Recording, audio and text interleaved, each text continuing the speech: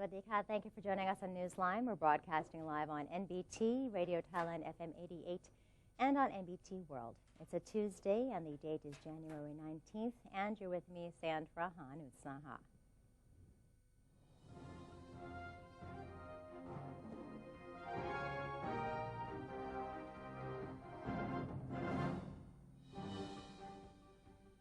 In today's segment of Thailand Moves Forward, we begin with a piece on the State Enterprises Policy Commission approving in principle a state enterprise management bill, which allows it to be submitted to the Cabinet for consideration. The State Enterprises Policy Commission, which is also known as the Super Board and is chaired by the Prime Minister, convened a meeting to deliberate the draft law aimed at developing the management of state enterprises. The Commission approved the bill allowing for the establishment of the National Holding Company as proposed by its subcommittee. The bill will now be reviewed by the Ministry of Finance before being forwarded to the Cabinet. The setting up of the National Holding Company is intended to raise the potential of state enterprises through the promotion of good corporate governance. Several state enterprises are to be transferred to the supervision of the holding company, which will be wholly owned by the Ministry of Finance. At the meeting, the State Enterprises Policy Commission also acknowledged progress of the plan to solve problems of state enterprises over the past year. Despite some improvements, certain targets have not been met and related operations will need to continue. Another evaluation is scheduled for March this year. The Prime Minister has assured that the government has thoroughly prepared for the upcoming drought crisis and its countermeasures will be ready for implementation when needed. Prime Minister General Prayut Chan-o-cha said that in order to effectively handle this problem, Thailand needs to overhaul its entire water management system, which includes expansions of the water pipeline network. General Prayut said in the case where expansion is too costly, repair and maintenance to existing waterworks could be an alternative. He added that it is important for the government to also create public awareness about drought and its solutions, saying that some people have been distorting facts and information. In addition, the Prime Minister said that he will be visiting Nakhon and Chainat provinces on January 22nd to follow up on the implementation of all government projects and to hear the people's problems in order to help find suitable solutions, that is, for those in need. The Ministry of Natural Resources and Environment is preparing measures to cope with the drought in 2016 by drilling more wells and developing temporary canals for the public. Natural Resources and Environment Minister General Surasak Kanchanarat spoke of the current water situation, saying the country's major dams are currently holding 11% less water than average, or a combined 39.237 billion cubic meters. Water shortages have been reported in 32 provinces. The ministry has allocated groundwater for use in emergency situations and developed temporary canals for the public. The Department of Water Resources has drilled an additional 1,284 wells to increase water storage for consumption and agriculture. Meanwhile, the Royal Irrigation Department and Marine Department have asked the public to limit water usage of the Chao Phraya River. The issues of illegal, unreported, and unregulated, or IUU, fishing in Thailand are among the government's main concerns. After receiving a yellow card from the European Union, the Thai government has launched a multi-pronged campaign against IUU fishing in the kingdom's waters. Let's take a look at this special report.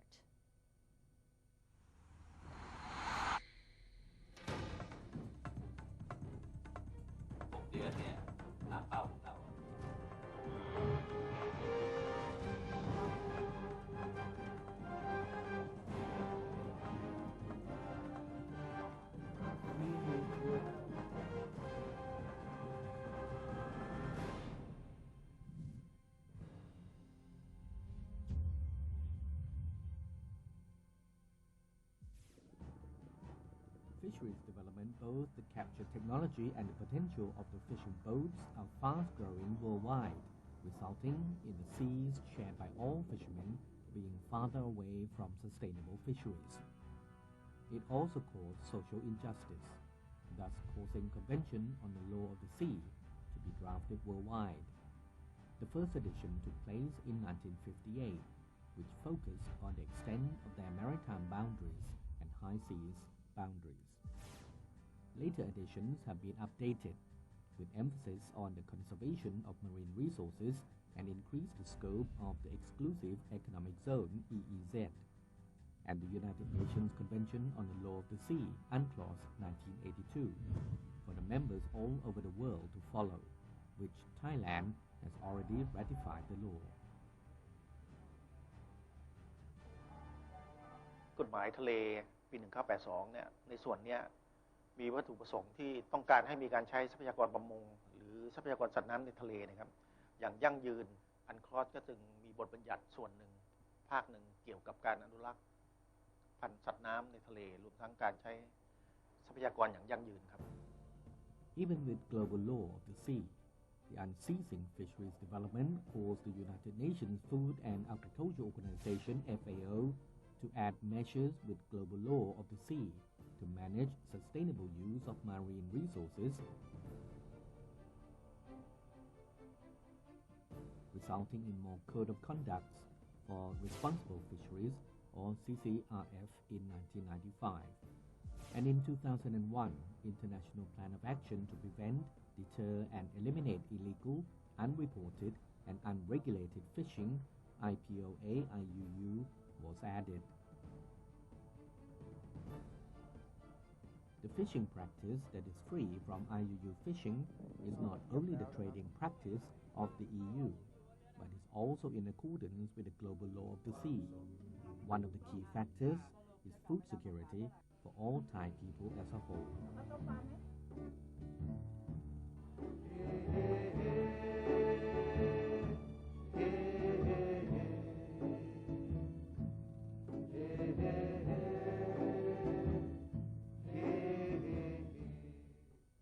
The Education Minister has ordered all directors of the Teachers' Council of Thailand to report any potential obstacles to their assigned tasks before the end of this month.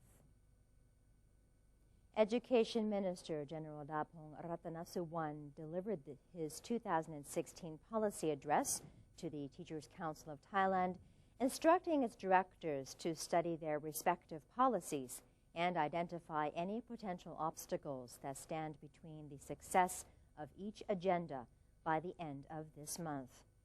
The Teachers' Council has also been tasked with studying the benefits and drawbacks of a policy that requires teacher licenses to be renewed every 5 years based on performance.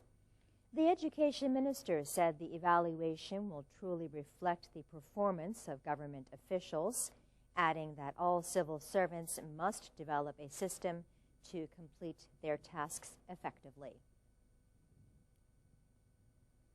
The National Reform Steering Assembly, or NRSA, has endorsed the draft law on the reform of the country's telecommunications regulator.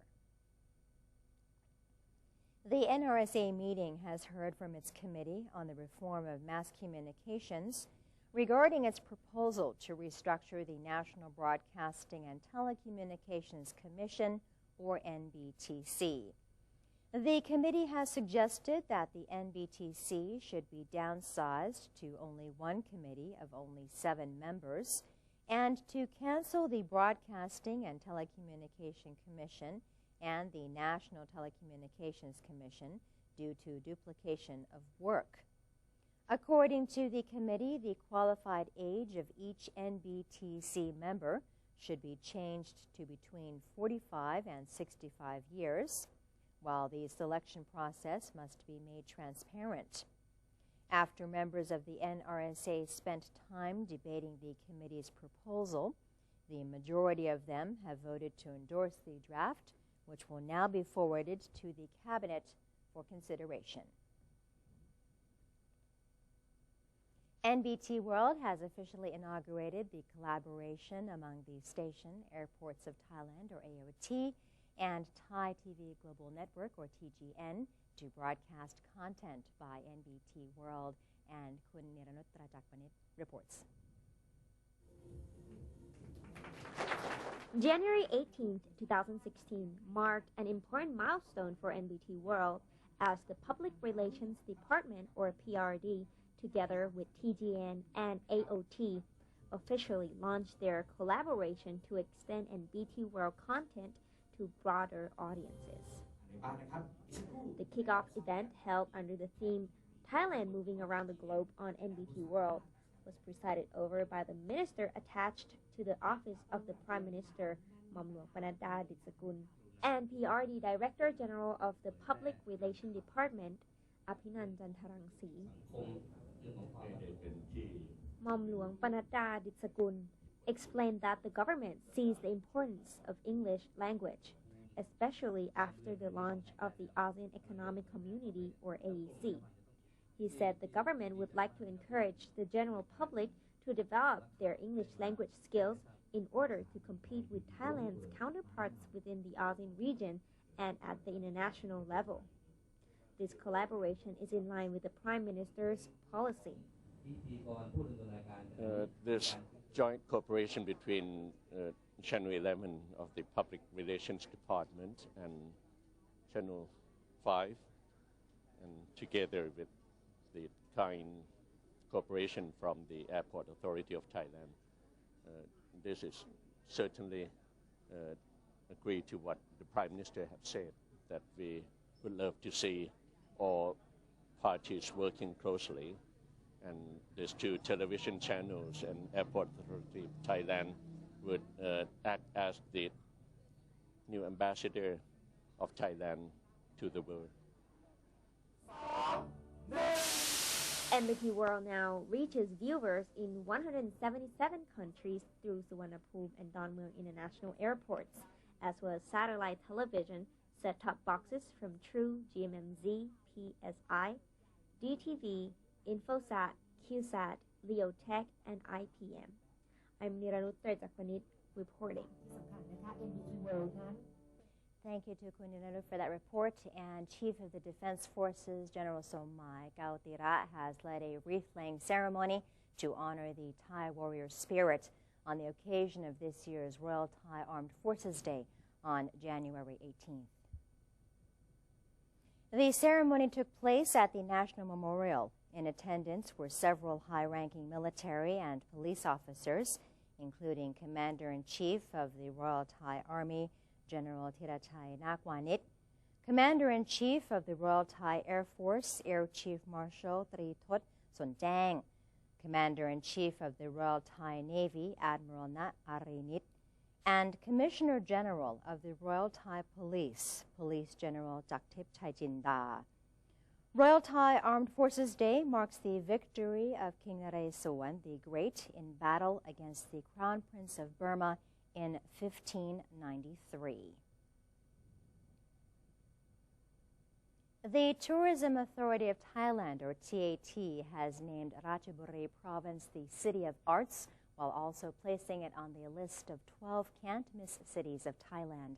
After the province was awarded this special status, tourists have been flocking to the city to experience and discover its many artistic endeavors. And Kuntarin Angsakun tells the story of the city's weaving and the art of Thai Songdam village.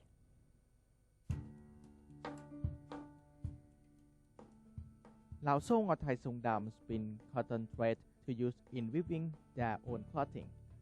The cloth can be dyed with colors drawn from natural materials, like the rind of fruit or the bark of trees. However, Thai Songdam prefer to dress themselves in black. It is their unique style of dress.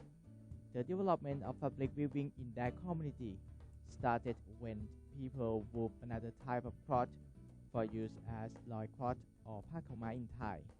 This kind of cloth was developed for various purposes: to serve as a hammock, a cloth belt, a turban, or even to decorate Thai umbrellas used in some rituals. ผ้าในกลุ่มเราก็มีหลายลายมีแต่ส่วนใหญ่เราก็จะทำเป็น We have a lot of patterns, but mostly for loincloth. The design is up to our imagination. There are many colors, probably as many as 100. Each loom holds many colors, so we can weave many different patterns. For Thai Songdam, of course, we have the standard black, white, and blue-white patterns. Also the watermelon strip and Tami patterns we are famous for. They are made up of cottons, which we tie-dye using natural colors. These cottons are sometimes used to make shirts or bags. Recently, we also began making wreath from loincloth material. Public weaving of Thai Songdam is passed down from time to time. They weave cloth for themselves and for other members in their families.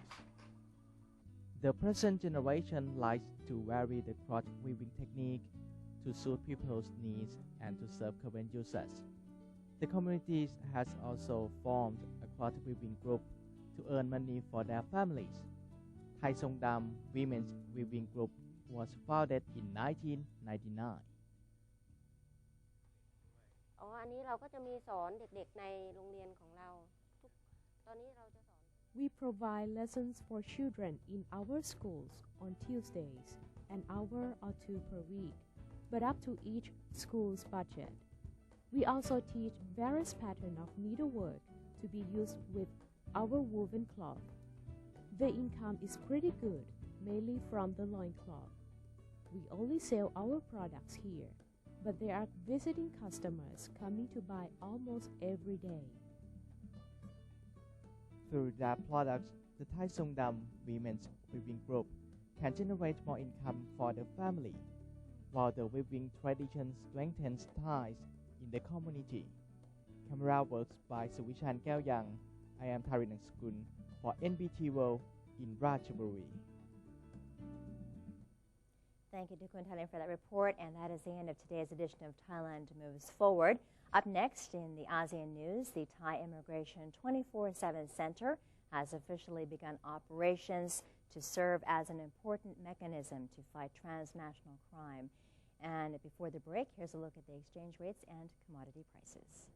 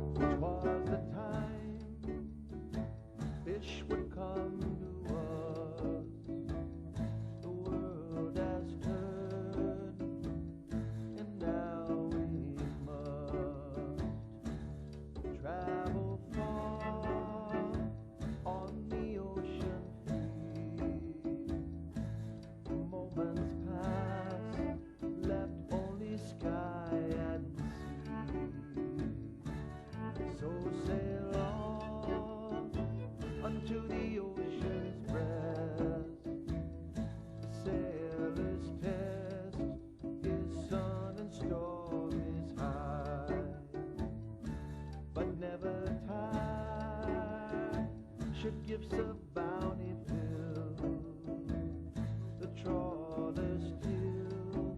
I dance in thanks to thee.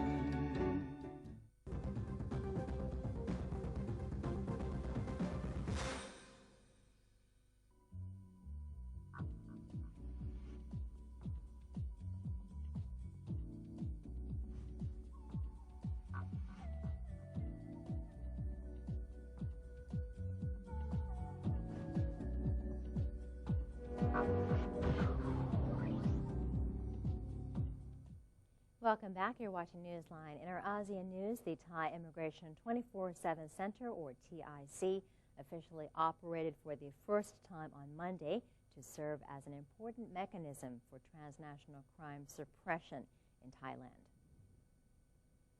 The TIC under the Immigration Bureau will inspect and control people entering and leaving Thailand or staying in the country using its 7 systems. These systems include a system to inspect and screen passengers in advance, an immigration information system, a transnational crime database, an immigrant surveillance system, its hotline 1178, and a system linking the Immigration Bureau's information with other organizations. Deputy Commissioner General of the Royal Thai Police, Police General Wood Liptapanlop, said the TIC was established to accommodate the ASEAN community. In the future, the center will collaborate with Interpol and the Transnational Criminal Records Division to integrate information on individuals considered dangerous. Since the center's systems were first tested, the Thai authorities have stopped more than 50 people with arrest warrants from entering Thailand. The TIC can also inspect vehicles entering Thailand through border crossings. It is expected to work with the highway police in inspecting and suppressing crime. And that's all we have for you in this edition of Newsline. If you have any comments or suggestions, then do feel free to email them to us at newsline.nbt@gmail.com. You can follow us on Facebook by typing in NNT, and our website is thainews.prd.go.th/en for more news. We're going to say goodbye with the Museum of Paleontology in Lampang Province. Have a great day. For Newsline, I'm Sandra Rahan in Saha. Sawasdee ka.